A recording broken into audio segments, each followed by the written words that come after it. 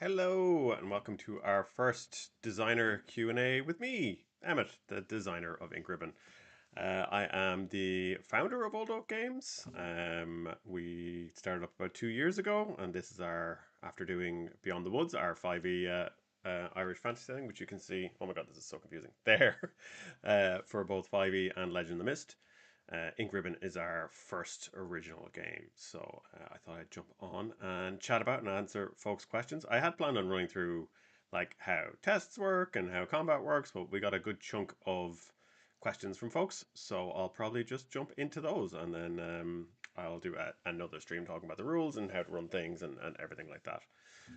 Yes, the music prior to this is very soothing. I decided not to put it as background music on this, but that's Kevin MacLeod, which I'm sure a lot of folks have encountered, of Incompetech. I never know how to say it, but yeah, lovely, really lovely music. I was prepping some of the music for the Emerald Collective game that we ran last week, and we're going to be running fortnightly. And I a lot of the music I used for my Curse of Strahd game years ago, so I was getting like flashbacks of it. But yes, oh, we have Odin's Beard Gaming. Hey, Colin, how's it going? And I think we have Elaine in the chat as well, both of whom will hopefully be writing for Ink Ribbon on our scenarios. Elaine is currently, I appreciate Elaine being here, currently running the Children of Time Kickstarter for Rowan, Rook, and Deckard, so go check that out. And Colin's new game, which is on my shelf back here, somewhere beside Heart, which Elaine also worked on. Midnight of the Century, which is amazing if you love stuff like Millennium and things like that. Really, really good, worth checking out. But yes, let's dive into the questions. I did like I've never used OBS or anything like that before, but I have a image slideshow thing that we can. It'll pop up random questions. So let's see what we have first. Let's go with this. What do we got? This one is from Tanya, which I hope I'm pronouncing properly. Um, glutton for punishment that I am, I decided to do these all up as like handouts and have them pop up on the stream. So, what can be expected from other survival horror games within the Ink Ribbon system? Such as will there be base mechanics if trying to build a settlement and collect survivors? Yeah, so that's like I've been working on Ink Ribbon for about 2 years. So I have plenty of ideas in my head. As far as the core Ink Ribbon box set goes, we won't have it in that. There'll be like tips for GMs on running long running campaigns, and we have some other questions about that in relation to stuff like settlement building and base building. Probably not in the core set, but absolutely as a booklet down the road, 100%. The idea with Ink Ribbon is it's the zombie outbreak or whatever you're running is happening now. It's not post-apocalyptic; it's apocalyptic. But then, yeah, base building and stuff down the line. It's stuff that I've worked on in the past, and Elaine, who's in the chat, we've worked on together. We love our base building mechanics. So yeah, hopefully be doing that down the road, and that I think will also facilitate like some of the other stuff that I want in Ink Ribbon, where it's this kind of legacy style format, or potentially even a West Marches type game where people are trapped in the city of Sparrow's Rest, and you can have kind of drop in, drop out play, or you can kind of go to different scenes within the city that are happening and go and explore those and kind of see other parts of the story. I'm just gonna try and keep an eye on chat. If there's any questions, somebody like I don't know, bold them for me, or I'll scroll back through as we're going through things. Let's see what's next. Clubhouse Simulator. Yeah, let's go. Okay, why did I do the font so small? Okay. This is from Shrew on Discord. Also, if I pronounce anyone's names wrong here, I'm very sorry.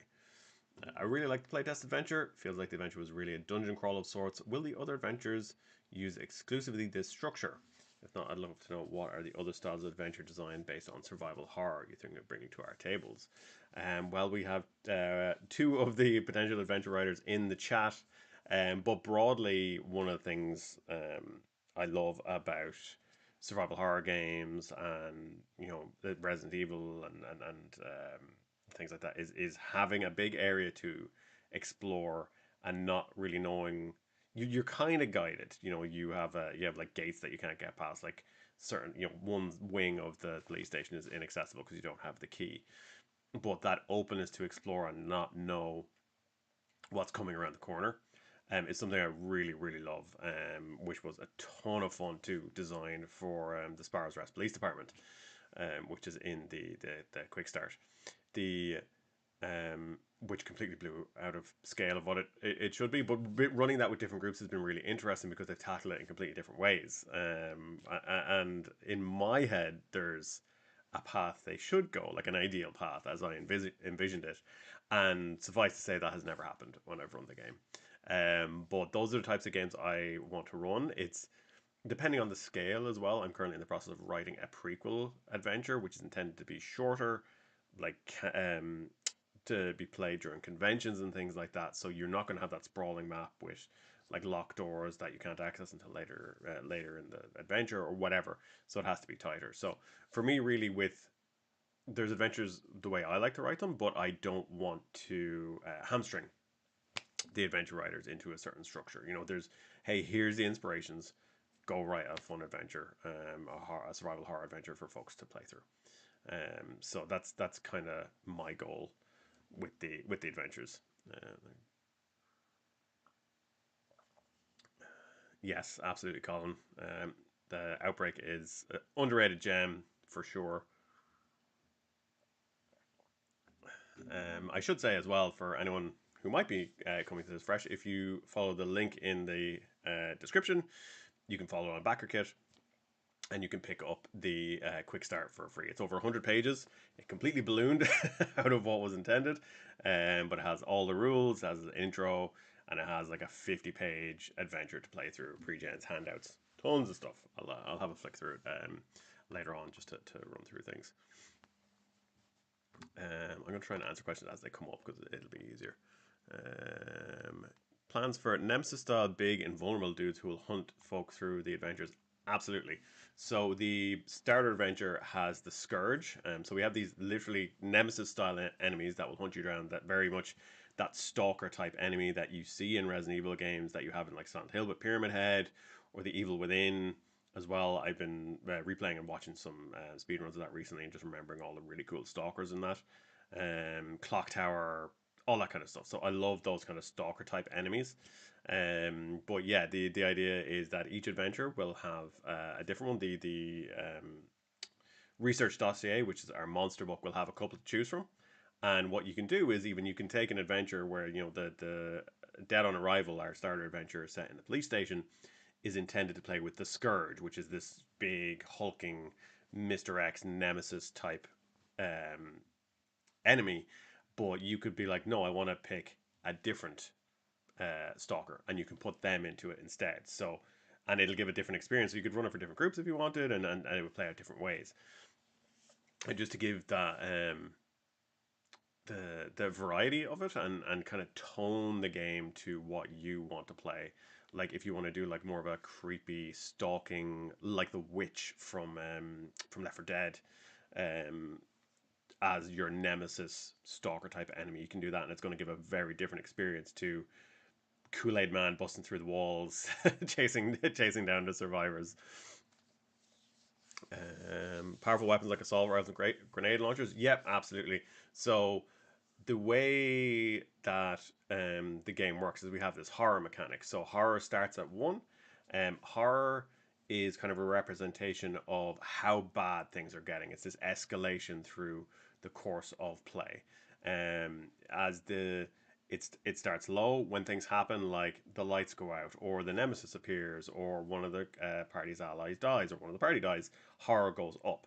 As horror goes up, enemies get stronger, different events happen. There's more chance of monsters mutating. Like if you one of the monsters, I think the mutated dog in the adventure, the infected dog, you roll when you encounter it or when it dies, and you roll a d6. If it's greater than the current horror, nothing happens. If it's lower than the current horror, equal to or lower than the current horror, I think, it mutates and transforms into this other thing. So the higher a horror is, the more chance that is of happening. The way this ties into weapons is that when you're looking for supplies, there's tables the GM will roll on. I'll pull it up here actually. I have the PDF ready. Look, oh my god, it's like I was prepared. So you have these finding supplies tables here, and you can see horror as it escalates. If the GM, if players are searching and the GM rolls on this table, but the higher the horror, you actually have more chance of finding better stuff. So things escalate. So at the start, you're finding like a green flower and a healing item, maybe a common gun. But then when you get up here, you're easily finding ammo. Then you have a chance to find like a rare gun or a rocket launcher or a minigun, that kind of thing. It's still like you still have to roll 18 on 3d6, but there is more of a chance of that happening. And so that's where like all those fun extra guns and things come into play. Um, so it so far it's worked really really well. I'm looking at possibly expanding that table, and then one suggestion from playtest from one of my mates, Stu, shout out Stu, was doing that for encounters as you wander through the hall. So we'll have encounter tables, the encounter will change based on the horror. So you roll to see what it is, and then there's more chance of finding like it's just a regular zombie, or it's a runner zombie, which are terrifying, or it's like the mutated dog, or it's like your liquor type enemy, that kind of thing. Speaking of mutated dogs, where are they? Artwork by the amazing Clary Morin. Here we go. So there's the infected dog here. Violent mutation. Oh, I'm not showing the screen. There we go. Violent mutation. So first time the infected dog takes damage but is not killed, roll 1d6. If the result is equal to or less than the current horror, it violently transforms into a mutated dog with a toughness of 6. So here's your mutated dog. So that's how your horror works on this. I may have missed. No, I think we're good for how it would be for people to make their own creature enemies for later. Um, yeah, I think for me, I like enemy and monster stat blocks to be a tight stat block. Enemies are should be super easy to create. You can just mix and match. You can do up their stats, work out their toughness and their health as needed, and then you can just take various different abilities and put them together. Should be super easy to make. Hopefully, folks will be able to kind of use what we have as a guide. Hopefully, we'll have 20 or 30 odd monsters and then more as stretch goals are unlocked. No, Clara Marie's artwork is incredible. Yes, you are correct, Elaine. All right, let's get back to some questions. Again, more questions, shout them out in the chat. Oh my god, I feel like a real YouTuber. Smash that subscribe button. Let's go. How do you determine a standard roleplay moment to what may be considered more of an action scene, and to the overlap of when it crosses into combat? This is from Tanya again. So this comes from we have a resource called Adrenaline, which is basically when you go into combat or you go into an action scene, adrenaline triggers, and you have a maximum of adrenaline. For most people, it's 1, maybe 2. But that lets you do extra things. It lets you take extra actions. It lets you double your dice on certain tests. But once you use it, it's gone until you like take wounds, and then your adrenaline comes back. So, but the caveat is you can only use it in action and combat scenes. You can't just use it in your general exploration. And then so trying to draw a line between those two, we'll have guidance in the GM book for that. So Welcome to Sparrow's Rest is our GM book. It'll have some GM guidance in it as well. Um, but for me, it comes down to once the action has kicked off.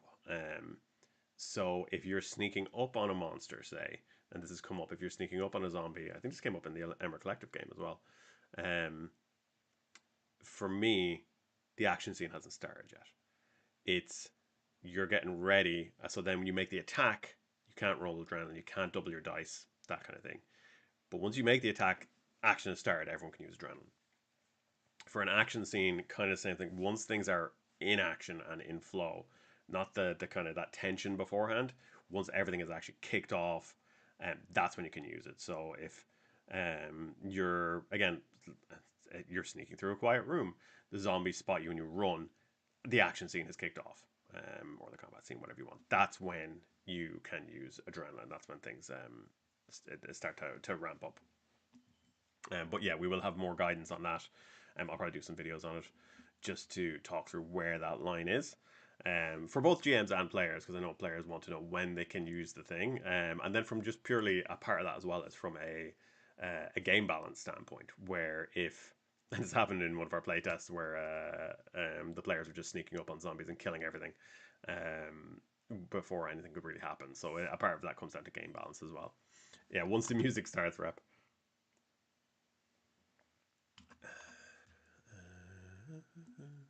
Just see if there's any more questions.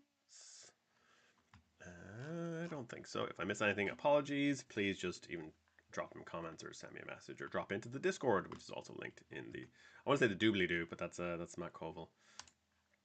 All right, a message from the chief. Why did I do this handwriting? Oh God. So upon reading the quick start, my opinion is that using horror as a progression world state is a genius method of raising the tension. Oh, thank you. Throughout a session scene, I'd love to know more about what exactly inspired the horror mechanic. Yeah, this comes from a couple of things. So there's stuff that I've worked on in the past where we use it, and then there's just some games I played. Like I think a lot of what you get with clocks or doom clocks and things like that. I think Colin Odin's Beard in the chat has that in Midnight Century. I've seen in a lot of other games you get in like Powered by the Apocalypse games and other things where kind of a clock that ticks up and tells you you're running out of time. Um, when I worked on Age of Sigmar Soulbound, when we were designing that, we had Doom, which was Doom went up, and I think it went up to 10. But again, that reflected the state of the world and it impacted like monster abilities and things like that. So, kind of inspired by those two things. It's just that escalation and very clear for the players and the GM that things are getting worse. And I think particularly for something like the survival horror, when you're playing the game there's a very different feeling at the start, like when you're exploring Silent Hill at the start, or when you're the village in Resident Evil, although that kicks off actually pretty intense. That's probably a bad example. In Resident Evil 2, when you get into the station, or when you're in the mansion, any of those games, they start at a certain level usually, and it's a bit quieter. One zombie is a threat, or two zombies are a threat, and then by the end, you have more guns, you have more weapons. There's more zombies, there's more stuff, and horror is just a way to show that in game. And it kind of, for me, I think mechanics like that are a way to give permission to the GM to ramp things up. Which is a bit like what you get in Powered by the Apocalypse games, where the GM has moves, which are generally just skills that you learn as a GM, but it's like to codify that and put it in. It gives the GM permission to use them without feeling antagonistic. I think horror does that quite neatly, and also works really well as a almost like a luck mechanic. I was looking back on some of my notes, and I previously did have a luck mechanic, but it very much changed the feel of the game. It'll probably make it in as an optional rule for people who want a more action focused game. But luck, it just didn't fit. Whereas horror can kind of do the same thing from the reverse. So when I've been running games, I found it really easy where my players be like, "Oh, can I use resources to do this thing that's not intended? Like I want to chain the door shut and see if it works, or like duct tape the door shut with the resources that I have." I'll go cool, and I'll roll a horror. Just roll a d6, check it against the horror, and then secretly, usually to myself, go, okay, that did or didn't work based on the horror. And it's basically just, are things going the party's way or are they not? And as things get worse, things are going to start going worse for the player. There's less chance of their plans working and things like that. And it just the world is really out to get them. Will there be inventory management? Yes, absolutely. I love a good inventory system. I have this in when we did Beyond the Woods. I did like slot based inventory because I love slot based inventory. I'll show you. We have it on the character sheet here, which is our lovely. This is our rookie. So this is your inventory over here. So you start with 4 slots, but you can get backpacks, holsters, pouches, things like that, which will expand your inventory slots, and you draw in these. There's dash lines there because you can draw them and expand your inventory. You have your quick item slots up here, so you start off. You have 2. Oh, my cursor, I'm looking on my screen. You have your inventory slots up here. These are your quick item slots. So there's basically 2 things that you have ready. You're not necessarily holding them, but they're easy to access. It might be in your pocket or in your belt or whatever. This is like a gun or a flashlight or whatever. Anything here needs an action to get ready. So you actually have to take an action in combat, which is going to be valuable to actually take it out and get it ready. Again, you can expand your quick items by finding holsters. You can get like a handgun holster, a long gun holster, and you can put stuff in that. And then you have 4 quick items. And then you can expand your inventory to add more stuff to that. So yeah, absolutely the that we haven't gone crazy with the like full Tetris Resident Evil 4 like 20 by 10 grid, but just a simple inventory system, and then there'll be some tags on some of the gear like heavy, which you can only carry a number of heavy items up to your strength, I think. So yeah, so we have a lovely inventory system in there. Are there ways to reduce horror in a session? Does it always build? Elaine coming in with the tough questions, making me remember. Generally, horror is hard to produce, but there are certain things that you can do to reduce horror. So let's check here. So kind of they have to be big. They have to be meaningful events to actually reduce horror. So things like you find a cure or you find the vaccine, like that's massive. That's like you know that's the narrative of a whole game almost. When one of the characters makes a heroic sacrifice, which is another mechanic we have, which is literally it's the fly you fools Gandalf from Lord of the Rings. When you kill a boss type enemy, so we have different types of enemies. So a boss is like they're not a nemesis recurring boss, and they are a boss like your giant spider or your crocodile in the sewer or the that kind of thing. When you incapacitate, kill, or escape a nemesis type enemy, so that's what I'm talking about. If you incapacitate the scourge, horror goes down by one. When you really kill a nemesis type enemy, there'll be some GM smoke and mirrors there to figure that out, and then key narrative moments, and whenever the GM feels appropriate. So that's how you decrease horror. It has to kind of be a big deal, really. Bubble Bing, absolutely, you can ask questions here, 100%. I'm just trying to keep up with the questions. Mechanical health meter. Yeah, yeah, that's. I'm gonna show that off again because I'm very proud of my little ECG health tracker here. 100%. Okay, let's go back and see what other questions we have here. Okay. After reading Quick Start, it seems to focus mainly on one shot or scenario play, which is absolutely fine. I was wondering if you also have plans for long term campaign play. And that was from Sock K, I think. Yes, so what I wanted to do with Ink Ribbon is so there's two things. Firstly, is there is kind of an intended like a legacy style element to it, like all the the legacy board games that you have, where when you get the game, you have a map of Sparrow's Rest, and you have your scenario. Say the first one is Dead on Arrival, where you're playing through the police station. The next game you play, what I would recommend is you play a different scenario with different characters. So the first scenario you play in the police station, it maybe takes you 5 to 10 sessions, depending on your group. I think ours took 7 or 8, one of our playtests. So you play that, and people get it out, or they die, or they don't. And then you go, okay, rewind time. These stories are running parallel. So you go, oh, here's another group of survivors somewhere else in the city, in the hospital, in the high school, in the university, something like that. And you play through as them. And the intent here is that you have the map, and the map is a little bit of a meta map, but you mark Kennedy died here, or Willow dropped her stuff here, or we raided this part. And you can put a little timestamp on it, or the GM can make a note. So that's like, okay, well, we finished in the police station. Another group comes to the police station in game that's like a day later. It's like, oh, all the stuff is gone, and this wall has exploded outward. What happened here? Or your character dies, you find one of your old character's bodies, or they're a zombie now. But you can get their gear off them by going to find them. So the idea is that you can have this kind of legacy style experience with the game. So you play through different scenarios in this city of Sparrow's Rest.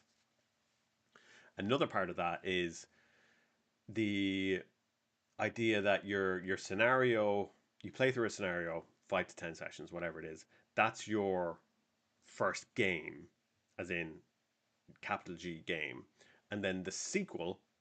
You level up your characters, any of the survivors, and you either set it in the city, you're going back to the city, you're doing something else in the city, or you're somewhere else entirely. The virus has escaped, and now you're out on a boat somewhere, or you're in the swamps of Louisiana, or whatever it is, and that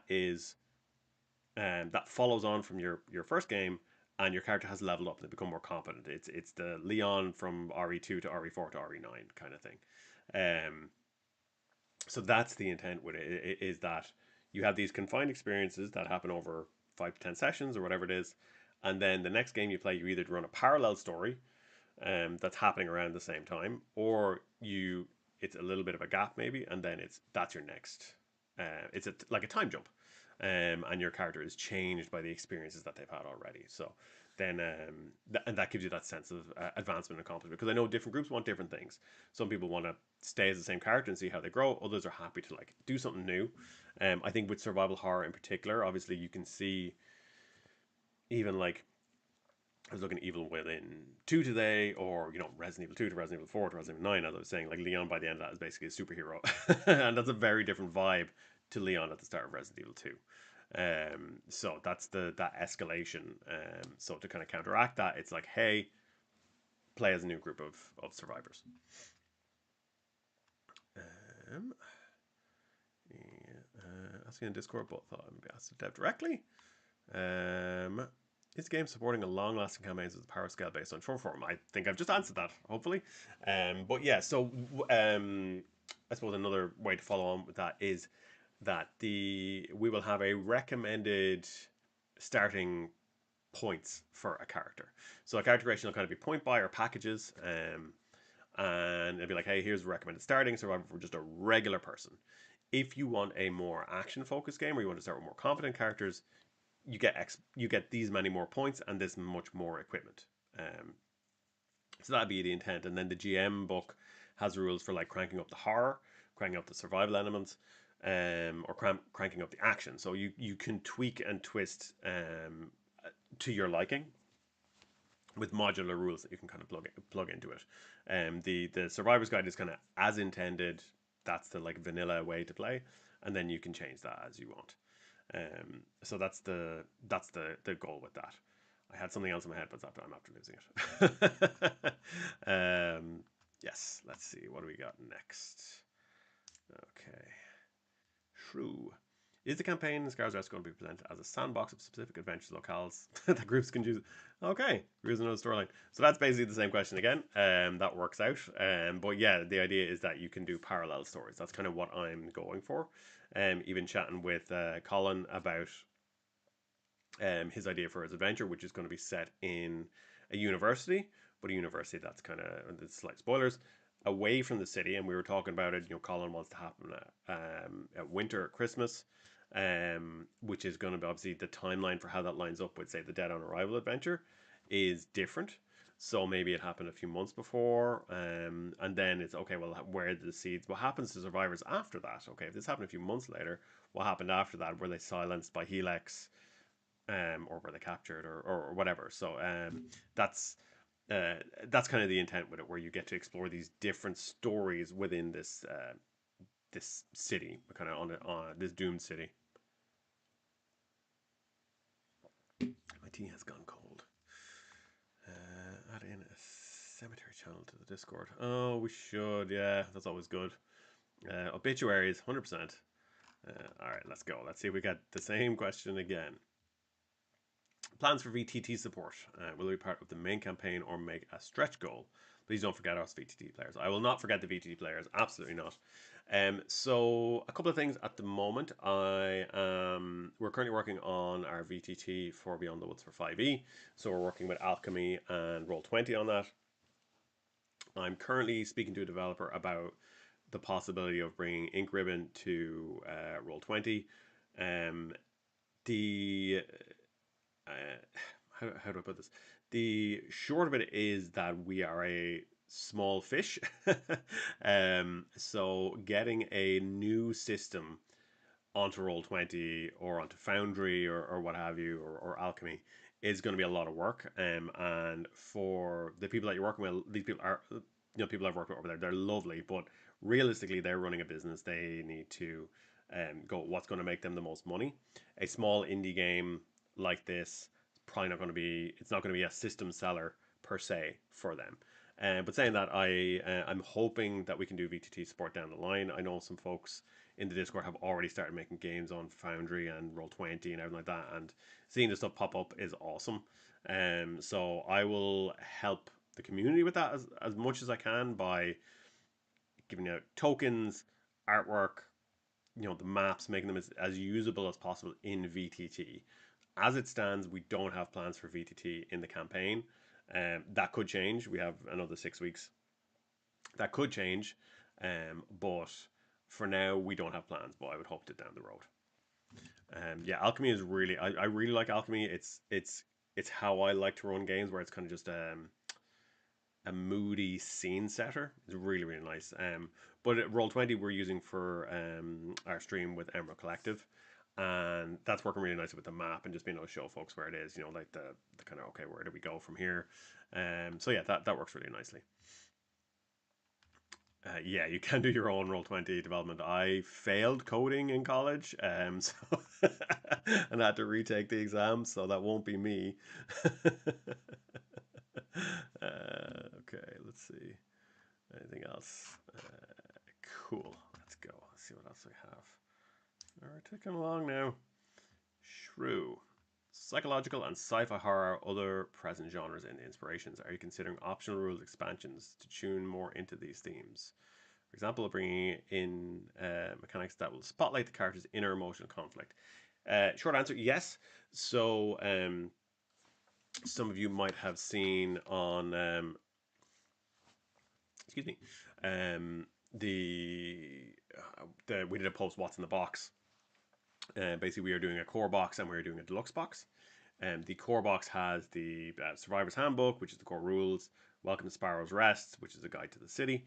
It has the Dead on Arrival adventure, and it has the research dossier, which is the monster book. The deluxe box has the solo rules. It has two more adventures, one by Colin here and one by Eleanor Hingley.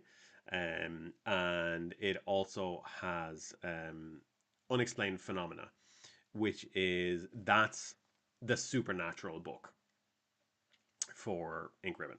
The idea is you can make it as canon as you want. We will have written it that you can tie to Sparrow's Rest. Weird, spooky stuff is going on. The idea being that Helix Pharmaceuticals was looking into more than just mad science. They were delving into the occult. And then that's your jumping off point for introducing those type of creatures. Sorry, those type of themes into the setting. So whether that's a gateway that opens, or it's tied into the science where it's like it shifts the town into like a demon dimension, that kind of thing. Very much kind of like Alan Wake Control potentially is looking at how I'm looking at setting up, but just to give you the freedom to introduce those supernatural elements.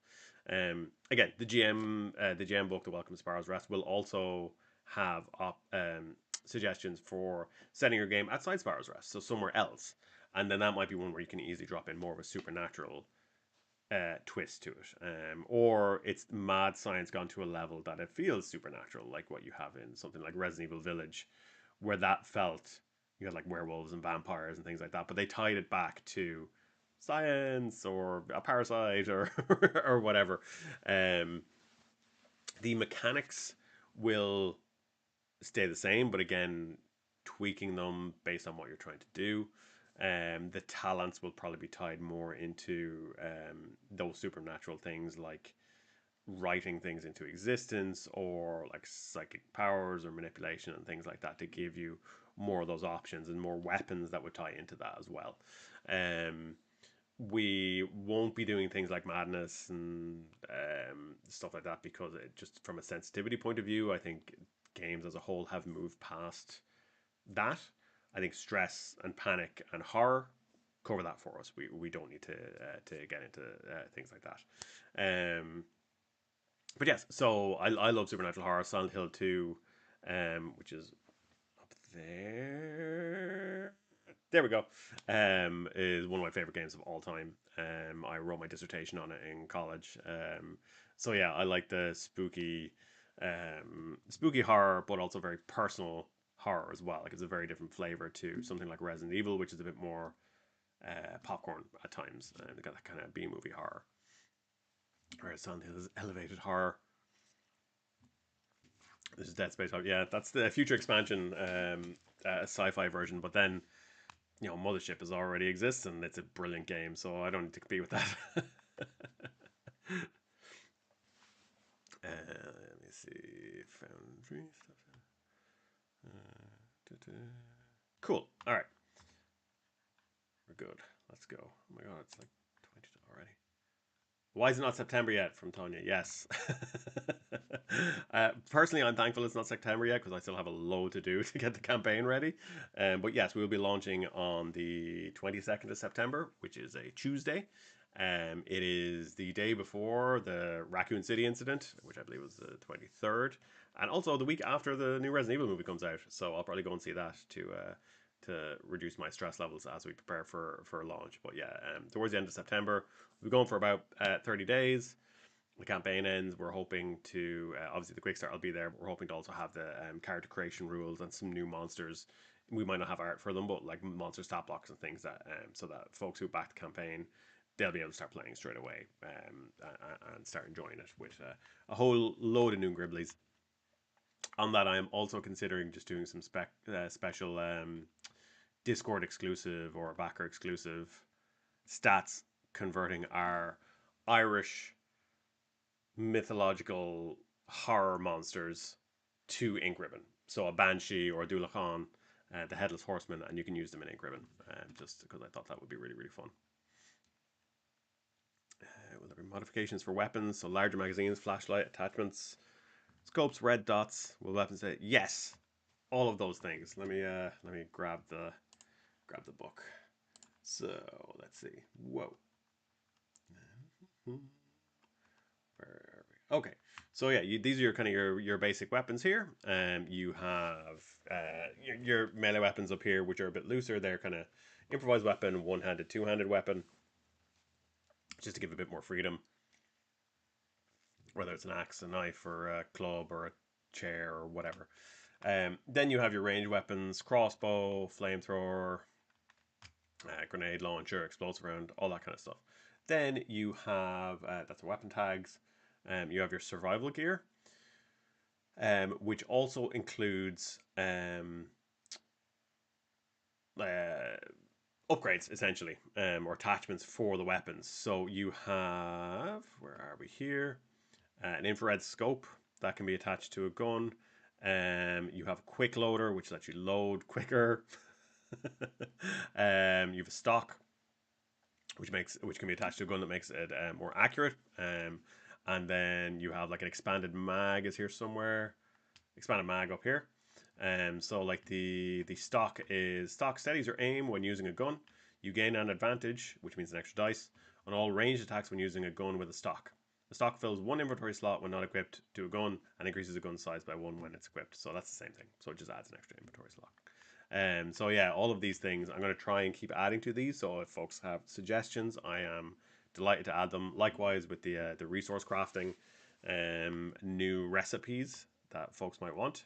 At a very basic level for people who haven't seen, we have these crafting rules. So you have nebulously resources, which covers scrap bits, canisters, containers, cloth, duct tape, that kind of thing, and you combine these things to make new things. So combine flowers to make healing herbs. A health kit is alcohol plus resources plus green flowers. Um, but we want to give both players and GMs the freedom to do more with this.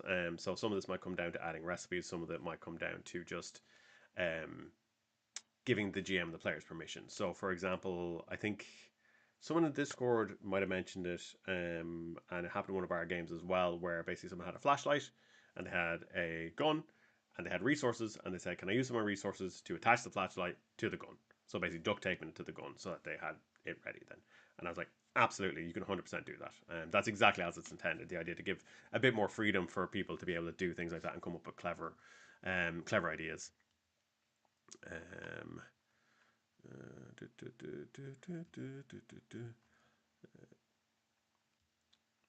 all right, let's see.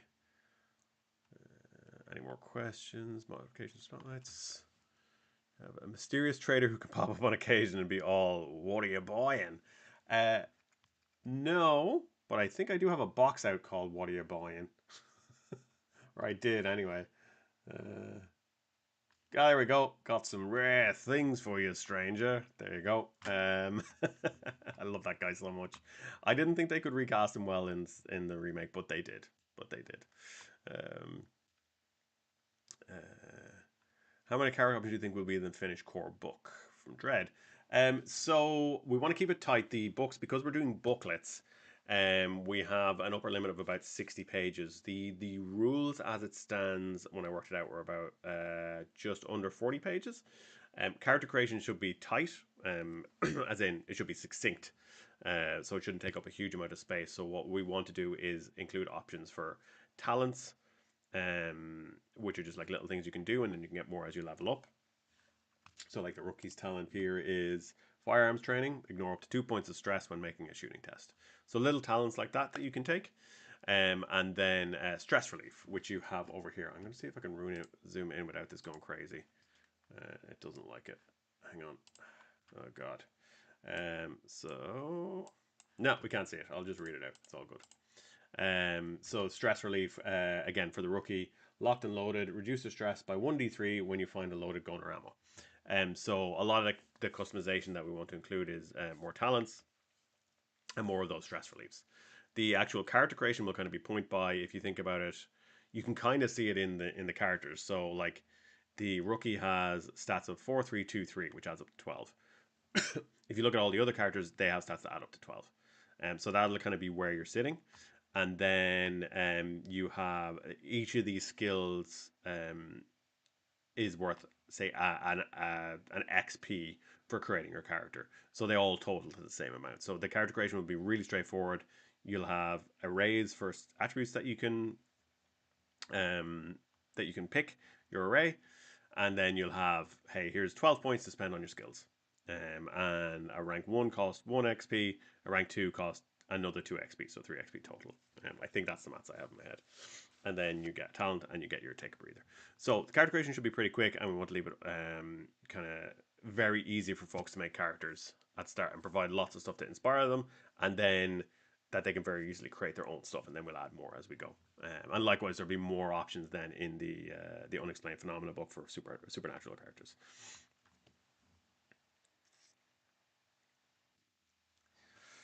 All right, where am I?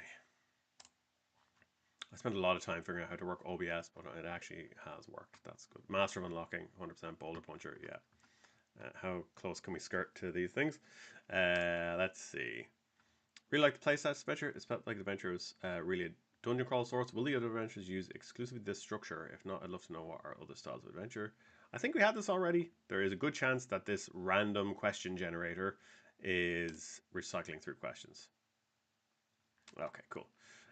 What specifically led to you picking RE2 as a major inspiration for Dead on Arrival as opposed to RE1's Mansion or even the more city crawl like RE3? Was it just purely because RE is iconic as there are other factors? Sorry, I'm laughing because of my own hubris, stupidity, whatever you want to call it. So I didn't do the Mansion because I was like, no, that's too big. This has to be like a Star Adventure. Mansion would be a massive sprawling map. That would be ridiculous. So I did the station. The idea was that the starter adventure you would only have access to like the east wing of the station. For whatever reason, the west wing was destroyed or locked off or whatever. And then I started writing it. And writing was really fun, and it was happening quite quickly. And then suddenly I found myself with 3 floors and a roof and an outdoor area and a total of like 57 um, locations. So part of picking it initially was that it's a nice confined space, and it wouldn't be as big as like a mansion. And yeah, that left me. That didn't happen. It ended up being absolutely massive. Um, for me, I started playing Resident Evil with Resident Evil 3 Nemesis, which is up there, which is you play in the city with Jill. So Jill is actually one of my favorite Resident Evil characters. Um, and I tend to associate more survival horror with like cities and things like that. like was with Silent Hill, walking around a creepy town, that kind of stuff, or the apartment block or the hospital in Silent Hill, and those kind of indoor urban locations I tend to associate with survival horror. So that's just kind of where my mind went, and it is iconic. It's very iconic. I figured people would get a kick out of like, hey, it's very like RE2. So that was kind of part of the inspiration and an homage. All right, okay. What else we got? Uh, yeah, that's the same one again. Yes, will brief possible options for deliberate infection or IR virus based enhancement for players that want to walk on the Wesker side of things. One of my group members has always been interested in the story told from an umbrella centric perspective, and having weird abilities is something he's interested in, but knows it could be hard to balance. Yeah, I that would definitely be, I would say, either as an option in the GM book. It's not something I've actually thought about until this question popped up. It would either be in the GM book or probably in the Unexplained Phenomena book, which would be like probably have power levels on that, or abilities on that kind of scale. I don't know if you're going to get up to like super Matrix Wesker kind of level on it, but I do think that would be interesting playing a character who has that virus and has to kind of either live with it or is taking advantage of it to kind of make themselves more powerful. That's 100% a really interesting character to explore. Uh, let's see. Are we going to get the same question again? There's 20 questions and I can't. What can't heroic sacrifice do? Are there any exceptions, especially in terms of one-shotting high-level monsters? Okay, so let's talk about heroic sacrifice. Are we on the right page? Heroic sacrifice. There it is. Perfect. So heroic sacrifice is an option that I think I've put in every single game that I've made because I love it. It is that the Gandalf fly you fools kind of moment. So the idea is that when your character is about to die, or pretty much any time during the game, but if you are dying and it hasn't been revealed whether you're dead or not yet, um, you can choose to make a heroic sacrifice. So by doing this, you are guaranteeing your character dies, but you get all these benefits before that happens. So on a mechanical side, you are no longer dying, as in the condition dying. You ignore the effects of conditions that affect your health state, or conditions and effects that caused by your health state. Ignore stress and complications. Ignore all damage. Regain all your adrenaline. Somehow you have one last round in every gun that you have. Excuse me. And your damage ignores armor. So basically, it's kind of a you kind of press the win button, sort of. So you get these mechanical bonuses, but we also have an option here to go out on your own terms, which makes it more narrative. In terms of what can't it do, I think it depends on where you are in the story. For me, I think broadly, a player is sacrificing their character, so they should have narrative control over the scene. So in this case, if they're being chased by like the scourge, they would be able to kill it. This happened in our playtest. The one of our players they killed the scourge by making a heroic sacrifice. Now the scourge has two forms. This was the first form, but it was also the end of the game. So I might say that like they could kill that form of it, but there's still a chance that it could come back later. The Yeah, I think it definitely comes down to, for me, what feels narratively appropriate, and I think it should be a conversation between the GM and the player. So if you're not using like the mechanical rules as they're presented here, and you're doing more a narrative one, tell the GM what you want to do, and then the GM can decide whether that's feasible or not, and whether that's something that they want to allow. But broadly, which I think we have in here, is that the GM should mostly say yes, because the player is making a sacrifice by giving up their character. So that's what I would say about it. All right. What else we got? We're gonna get another repeat. Okay, this is from Tanya. Uh, Once the last amount of ammo is loaded into a gun, I'd assume the slot using the ammo is now empty. Yeah, absolutely. So when there wouldn't actually even be a sorry, the ammo if it's in the gun doesn't take up a slot. So say a pistol can take 12 rounds. If you only have 7 rounds, they're in your gun. They're not in your inventory. Your excess ammo is in your inventory. So once you reload the gun, the ammo goes out of your inventory and that space is freed up. Once you run out of ammo in your gun, the gun still takes up an inventory, but basically the bullets are inside the gun and together they take up an inventory slot. So that's the way that works. Um, yes, and if you run out of ammo and have no more ammo left in your inventory for that gun, you gain a stress. So, which I'm not sure has happened yet. Let's see what else. So we got. How will a more supernatural theme be able to be implemented from Tanya? Yeah, as I said, we're going to have a booklet for that. This is on me. These repeat questions are my fault. I put these all together. I should have like paid closer attention to them.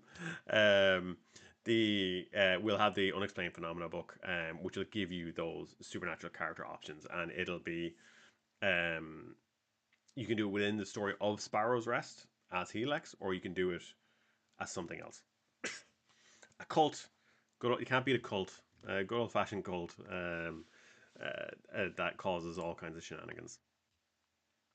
Oh god, my throat's gone really dry. Okay, we have 5 minutes left.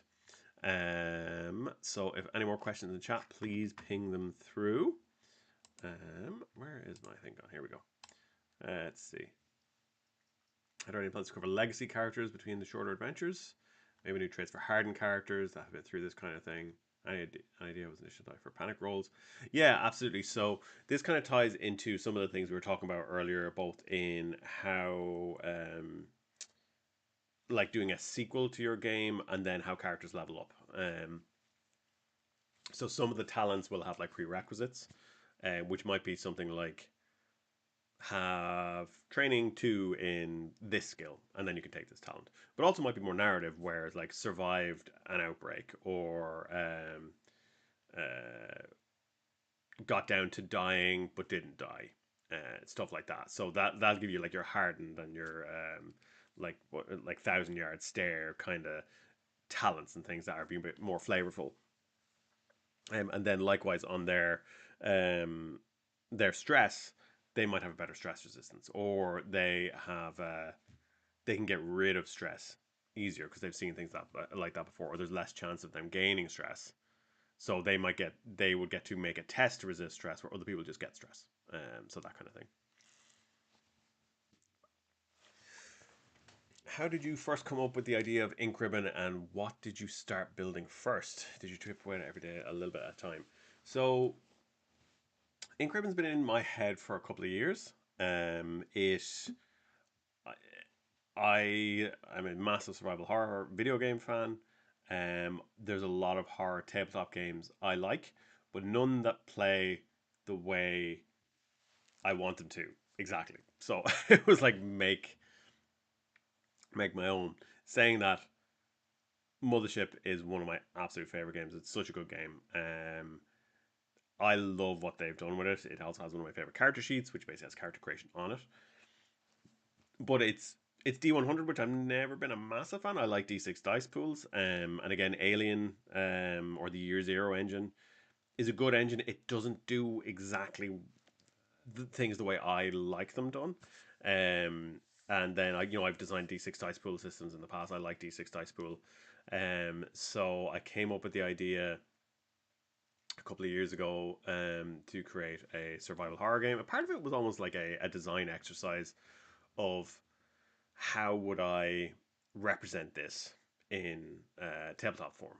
So for those who don't know, my past, I've worked in the tabletop industry for about 6 years. I've worked on a lot of licensed games. I worked on myself and Elaine Nithko, who might still be in the chat or might be going resting because she has a Kickstarter she's been working on. I designed the Warhammer Age of Sigmar tabletop RPG. I worked on Doctor Who. I worked on Lord of the Rings. Um, every flavor of Warhammer.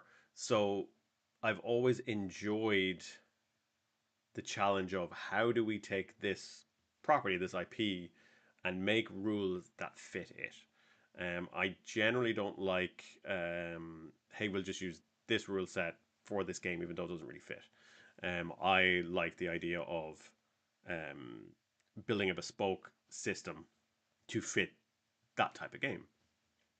So Ink Ribbon is, well, what would I do for a survival horror game? How would I design something like that? So that's where it kind of started. So I've been chipping away on it for a couple of years. I obviously we had Beyond the Woods, which took up a chunk of my time writing all that. As that kind of the writing on that sort of finished, I was working on this in my spare time. So I would mostly be. I think I sent. I messaged Lane about this before, but like I would be writing Beyond the Woods for my 9 to 5, and then like as a treat at the weekend I would write Ink Ribbon, and that's the way that I did it.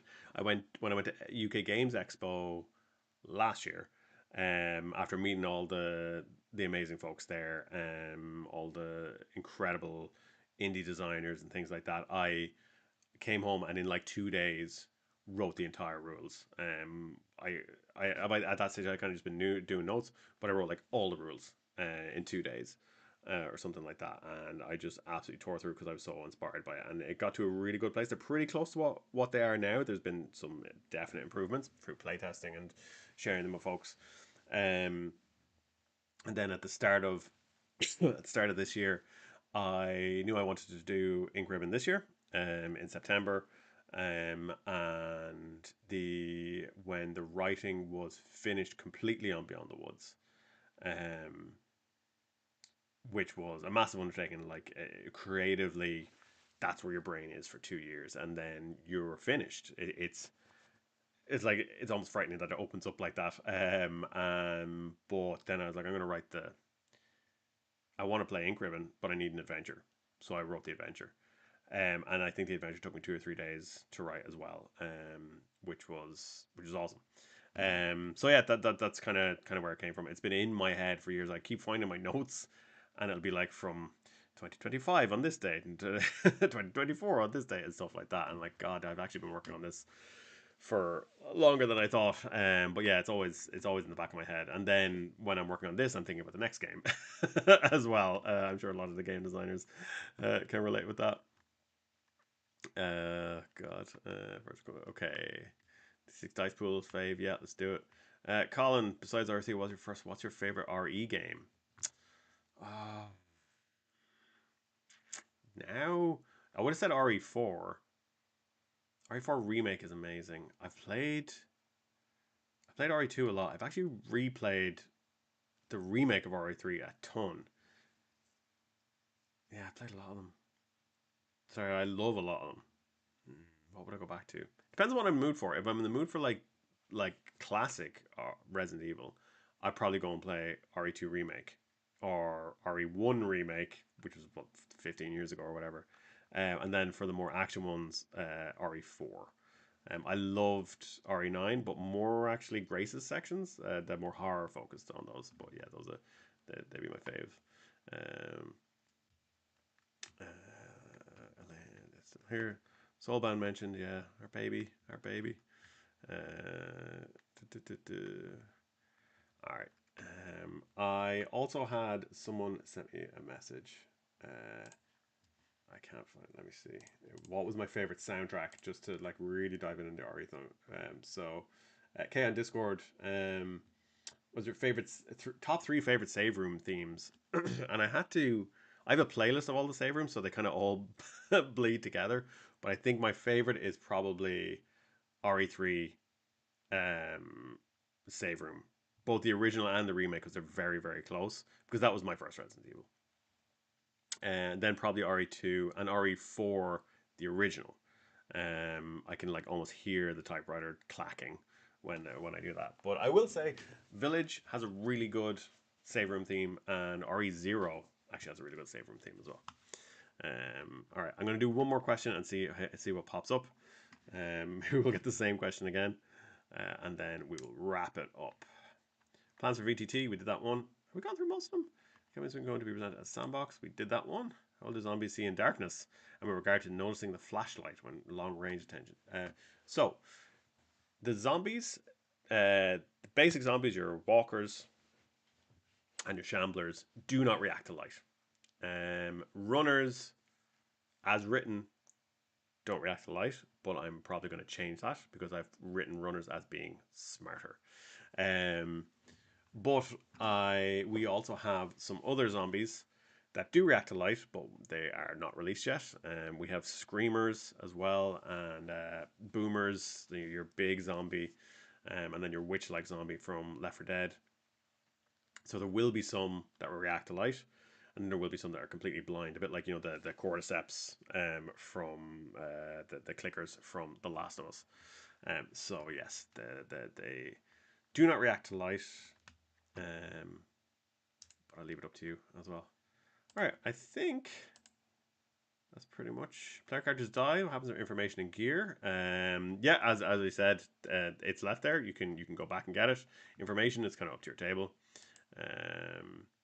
Be expected from other Hearts 5. We did that one. I think there was one more. Heroic Sacrifice. Dinosaurs. I don't think we had that question yet, which is obviously referencing Dino Crisis. Maybe. Definitely a stretch goal. I think that one's going to be a stretch goal. I'd love to do dinosaurs so much.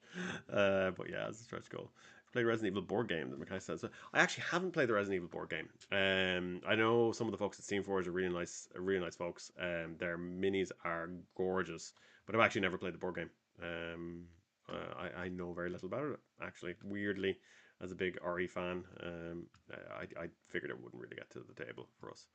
All right, I think that's about it for questions. Thank you all so much for joining us for our first Q&A. It's nice to. I was worried I would be completely alone for this, so I appreciate your company and all your questions. If you have more questions, please do drop into the Discord and drop them in. I will answer them in there, or I'll gather them up and we'll do another Q&A. If there's other videos you'd like, other things you'd like me to talk about on stream, about the rules or anything like that, how to run a combat, anything like that, please do let me know. I'm more than happy to do these. And again, if you haven't already, please follow the Kickstarter, follow the backer campaign, and you'll get access to the 100 plus page quick start that I wrote way too many words in. And you can join the Discord down below. And then next week on Saturday, we are doing episode 2 of Dead on Arrival on the Emerald Collective Twitch channel. So be sure to head over there. Episode 1 is on their Twitch, I believe. Ben can tell me. It's definitely on the YouTube. You can go and watch that if you want to see see how I run the game and get a bit more insight into the rules. And then but obviously spoilers. But episode 2 will be live next Saturday on the Emerald Collective channel. So thank you all for that. And I am going to go and probably play Expedition 33. I know I should say I'm going to go play a survival horror game, but I'm back into Expedition 33, so I'm going to go play that instead. Thank you, folks. Thank you so much for joining us. I will chat to you soon.